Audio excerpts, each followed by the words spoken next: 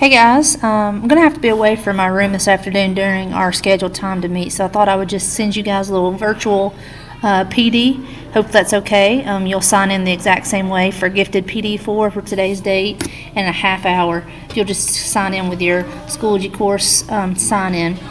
So we've met a few times this year for gifted, and we've been focusing on how to increase rigor within our projects and our assessment questions and things like that, and just wanted to kind of end the year on the same note. I know you guys are probably well into your projects here at the end of the year. I know when I was teaching social studies, that was really my favorite time of the year because I could go above and beyond the content that was required and get the students to really start thinking outside the box. So hopefully you're doing that. I know you guys are.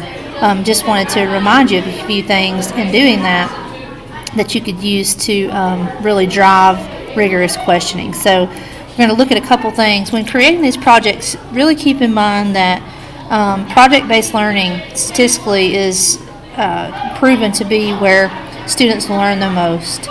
And if you take a look at the pyramid, this kind of is a visual for that. So here at the end, that's a good time for students to really get up and show the class and show you what they know, and they usually learn a lot in the process of doing that. So I want to encourage you to look at that. Also, in your DOK level 4 questioning, start thinking about what we talked about with level 3, those kinds of questions that are open-ended that could have more than one answer. It's really the same kind of thing with level 4, except for these are extended over a period of time. So this is the perfect time to do that here with about 5 weeks left of school, to get them to really start going out and doing research, comparing multiple content areas and sources, and just having that real world issue that they can try to solve. So in doing your end of your projects, think of the kinds of issues that you could pose to them that will get them doing that kind of thing. Those multiple solutions and steps kind of problems for math especially are where we really want to be going here at the end of the year with the gifted students. Now, I'm not going to read all these to you, but I am going to send you this link to the presentation as well, so that you can kind of look at some different examples of what the state has provided for extended thinking. And these are some really good ideas, especially for language arts, to think about. This really does focus on a lot on, maybe doing essays and those kinds of things, which we know they're going to have to do when they get into college.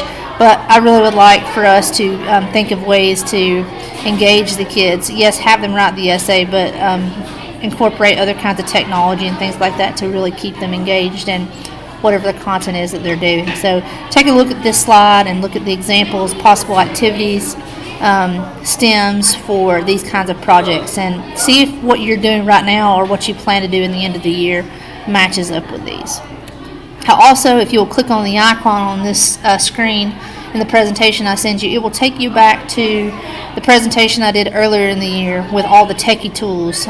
There's about 40 or 50 different things. I know that's a lot that you could try to really engage kids. And this is the perfect time of the year for you to choose one or two things to really think, hey, I'm going to get good at these in the last few weeks, and think about how you could use those next year as well. So I want to encourage you to do that when you're doing these end-of-the-year projects. Try something new. Your gifted kids are always a good place to try those, because a lot of times, in my experience, they knew more than I knew about the technology, and they could really help me as well in doing that. So click on this icon and in the presentation and take a look at those and try to work some of those into your end-of-the-year projects.